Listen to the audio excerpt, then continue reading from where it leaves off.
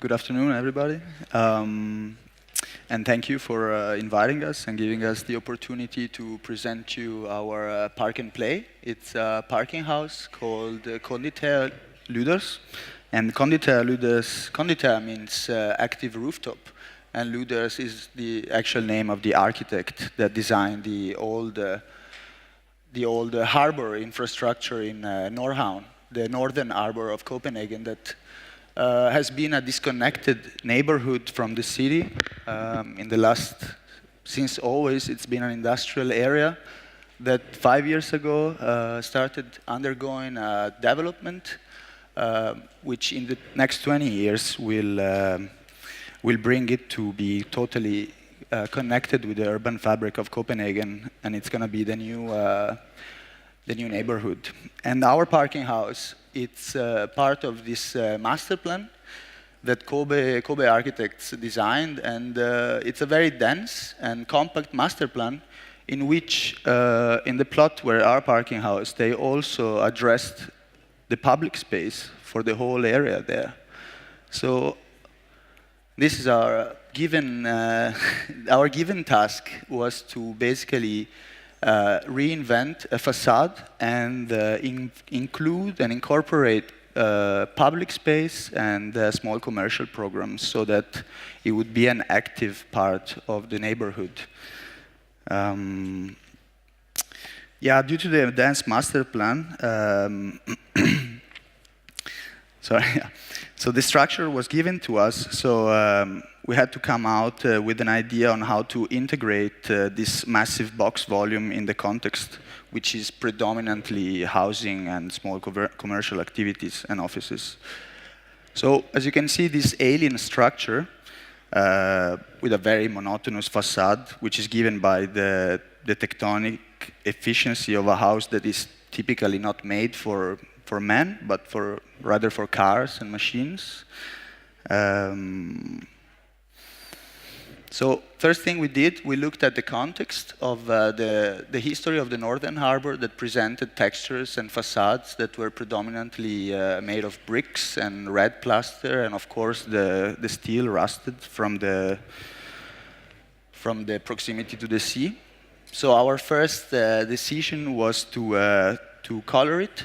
So we color it the standard concrete with rag pigment, which gave immediately a more lively and friendly feeling to it. And the next challenge was how can we break the scale of this massive box that is going to be surrounded with housings. And the first thing we did was to incorporate a system of staggered planting boxes made also of red concrete, which not only broke down the scale and created a more natural link to the surrounding balconies, which one day will have green and life, of course, but also very quickly allowed the vegetation to grow throughout the whole facade, because it's a very tall building as well, and we didn't want to have this 20-year planting process. So in this picture you can see it's been maybe 1 year since it was finished, and the ivy has already almost covered the whole span between the two planters. And of course it creates depth and movement in this otherwise very plain box. And third was that, of course, then we had to integrate the public space, and by being such a tall building, it's 25 meters to the rooftop, we felt the need to attract and bring life from the street to the roof. So we clearly mark it through a long Pompidou-inspired staircase, which protrudes from both facades and creates a circulation loop. The staircase is also been marked by a frieze, or otherwise a mural, which depicts the history of the old industrial harbor. It's been designed by our friends from Rama Graphic Studio. And it consists of this perforated curtain steel facade that depicts sceneries of, for instance, in this case, the old industrial workers, or the old train that used to bring coal to the harbor.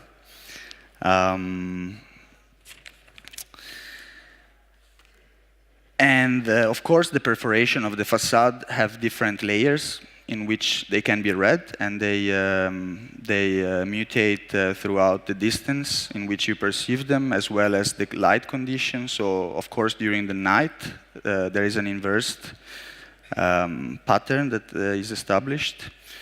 And the frieze also has the doors that connect each level of the parking house. So it's not only the main connection to the rooftop, but it's also the main circulation for the users. And of course, the vegetation gives also a better atmosphere for who's parking the car inside. So we really felt the need of accompany the users up to the roof from the ground, where on the roof we established this. It's a really big area, and we decided to. It was not set, the program. So we decided to create an activity-scape which would suggest many kinds of interaction to it, from sport to simple hangout. And yeah, as I said, it's a huge space, and we felt the need of binding the whole project together with a literal red thread in this case, which consists of this red steel handrail starting from the ground floor and accompanying you all the way up to the rooftop, where with one single gesture we try to create many different activities. So this red thread is at the same time uniting the whole project, but also subdividing the big area of the rooftop. And during the competition phase, we came up with a catalog of activities, both for the macro elements and also for the smaller elements, such as benches, rings, swings, and all sort of all sort of tools that you could use to reprogram this very simple language into many activities. Yes, and our client also owns and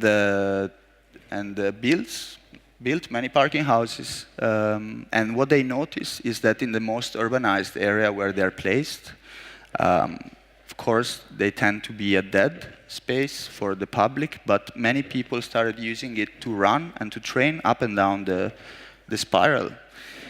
So we took up this note, and we tried to integrate it into the design of the stair, that the two stairs, of course, are connected, creating a loop. And we designed them large enough and sturdy enough with this red concrete so that they could be used also as a running truck. Remember, Denmark is extremely flat, so there is no such thing as a slope. So if you want to train uphill and downhill, you need to do it artificially. And we integrated a timer clock so that you can actually hit the clock when you start, run up, do all the exercises and then stop the clock. And there are people that actually gather to do challenges about it. Yeah, the funny thing is that actually when we just completed the parking house, the surrounding were still quite inhabited. Not inhabited, but still the parking house attracted people coming from different areas of the cities that would just gather, and we found out that they established a few CrossFit and parkour and bouldering and calisthenics group with the teachers that twice a week they gather groups to go up and train there, and they come from all over, from other areas. So you can see here, this is the CrossFit cloud, where we integrated like army bars, monkey bars, swings, and also tried always to suggest activities that we didn't think of. Of course, then we have marked and defined some of these areas with gummy soft surface that is both very social and also allows you to dare a little more when you are trying a new move in parkour. And the graphic, of course, they can be used by the trainers or by the groups to to spread activities. We also integrated some storage boxes on the roof where the instructors now can have their own equipment. You can see a big group in here, and obviously one of the main tasks was to create a nice lively hangout environment, and in this case it's been quite successful. We have a lot of families that bring their kids to hang out. We created a climbing spiral that exploits even more the height of the tower and the proximity to the sea to allow an even better and exciting view. And you can see the former silo next to it. We have 3 of those that have been converted. We have swing benches and trampolines that you can use to jump from one to the other. We also established a viewing point not only to the sea and to the surrounding, but also to appreciate the pure height of the spiral. We created some more dedicated benches that will suit better the rough climate of the Copenhagen winter, where you can just feel a little bit more cozy. So we try to create different degrees of social interactions, where you can feel a little bit more in a private space, and sometimes you feel more exposed. Thank you.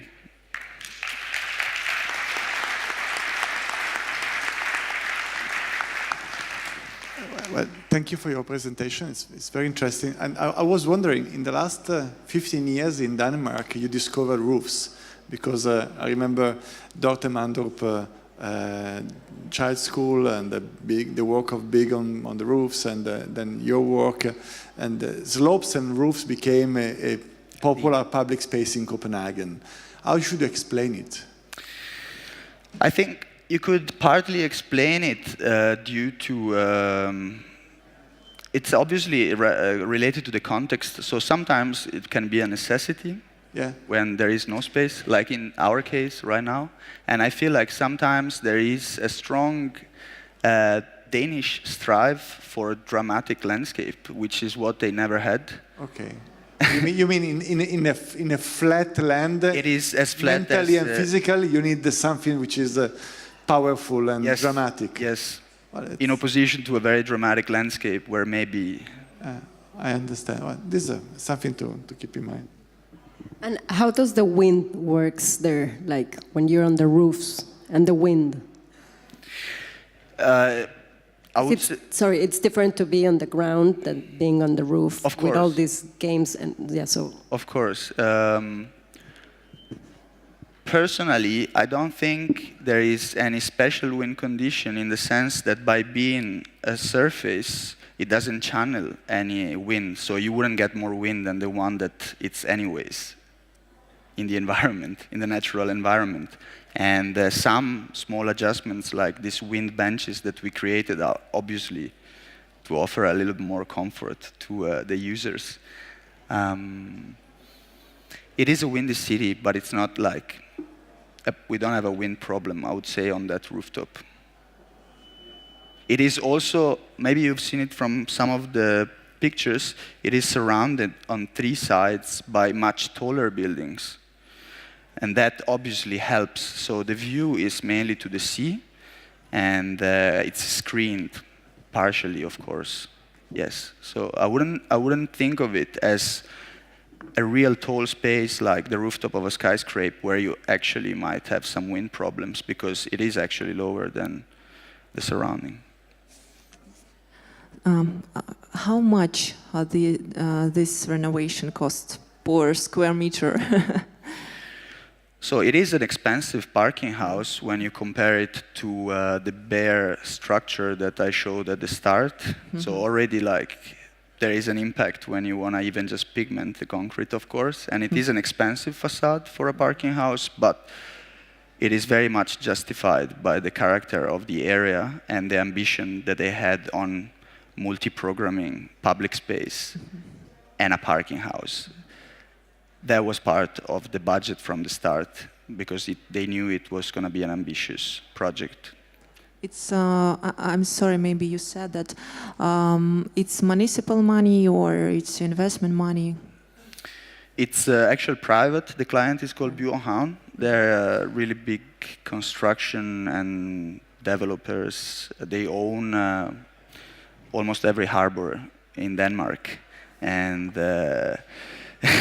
they didn't have a real problem with. They had let's say that the ambition was bigger than the budget problems. Okay, so it's image project, not like a...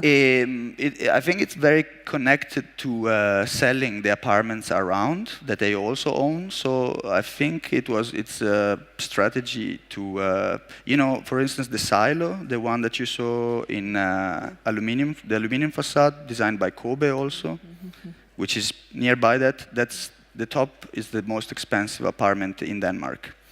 So it is justified to have a nice facade or a nice.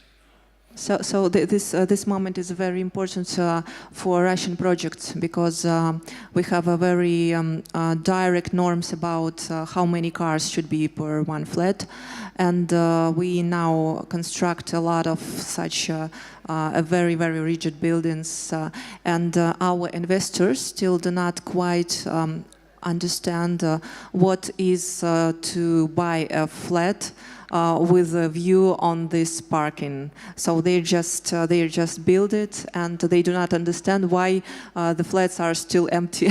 Yes.